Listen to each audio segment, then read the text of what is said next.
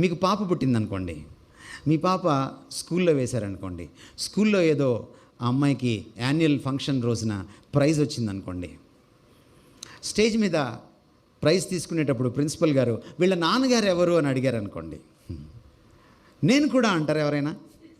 No no no, అది అపచారం, అలా అనకూడదు. నేనే అంటారు. తప్పంటారా? నేనే అంటే నాన్న ఒక్కడే ఉండాలి, దేవుడు కూడా ఒక్కడే ఉండాలి. భారతదేశంలో ఏ వివాహిత స్త్రీనైనా ఆపి ఆయన కూడా నీ భర్తేనా అని అంటే ఏముంటుంది? వెంటనే సౌండ్ వస్తుంది, చెంప చెల్లు అనిపించిన సౌండ్. ఏంటని తేరుకుండే లోపు గట్టికి కొడతారు, మళ్ళీ సోడా కొడితే కానీ లేవం. అంత పవిత్రత ఉంటుంది కదా మనకి. భర్త ఒక్కడే. మరి అనంతమైన దేవుడు భూలోకానికి దిగి వచ్చినప్పుడు ఆయన భాష ఎలా ఉంటుంది? నేనే, నేనే మార్గం, నేనే సత్యం, నేనే జీవం,